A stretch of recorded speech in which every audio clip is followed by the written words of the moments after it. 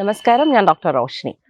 പ്രസവത്തിന് ശേഷം ചിലരിലെങ്കിലും skin issues വളരെ പ്രോമിനൻ്റ് ആയിട്ട് കാണാറുണ്ട്. ഫോർ എക്സാമ്പിൾ, ഞാൻ ഈ അടുത്തിടയ്ക്ക് എൻ്റെ ഹോസ്പിറ്റലിൽ പോസ്റ്റ്നേറ്റൽ കെയർ എടുക്കാൻ വന്ന ഒരു ലേഡിയിൽ ധാരാളം ബ്ലാക്ക് ഡോട്ട്സും അതുപോലെ ചെറിയ സ്കിൻ ടാഗ്സും അത് ഡെലിവറി അടുത്തപ്പോൾ അത് കൂടുകയും അത് വളരെയധികം ഫുൾ ബോഡി വളരെ അധികം വരികയൊക്കെ ചെയ്യുകയുണ്ടായി. അപ്പം ഇത്തരം ഇഷ്യൂസ് അനുഭവപ്പെടുന്ന ആളുകളുണ്ടാവും. അപ്പം ഇതെന്താണ് കാരണമെന്ന് ചോദിച്ചാൽ, നോർമലി നമ്മൾ പ്രഗ്നൻസി ആ സ്റ്റേജ് എന്ന് പറയുന്നത് വളരെയധികം ഹോർമോണൽ ചേഞ്ചസിൻ്റെ ഒരു സമയമാണ്.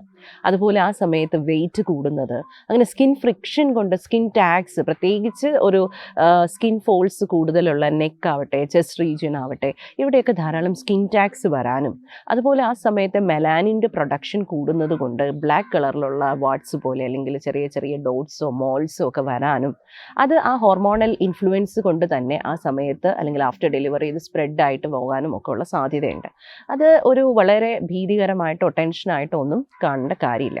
ആദ്യം നിങ്ങൾ ചെയ്യേണ്ടത് പ്രോപ്പറായിട്ട് അങ്ങനെ ഒരു സ്പ്രെഡിങ് ഉണ്ടെങ്കിൽ ഒരു ഡോക്ടറിനെ കൺസൾട്ട് ചെയ്ത് അതൊരു നോർമലായ വളരെ വേറെ പ്രശ്നങ്ങളൊന്നും ഇല്ലാത്തതായ മോൾസ് ആണ് എന്ന് ഉറപ്പ് വരുത്തുക.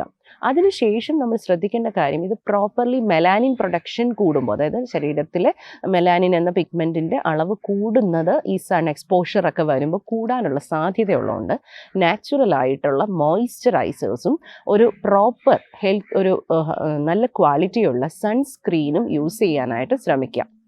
നമുക്ക് ഇതിനെ റിമൂവ് ചെയ്യാൻ പറ്റുന്നതാണ്. കോട്ടറൈസേഷൻ പോലുള്ള പ്രൊസീജിയേഴ്സിലൂടെ നമുക്കതിനെ റിമൂവ് ചെയ്ത് കളയാവുന്നതാണ്.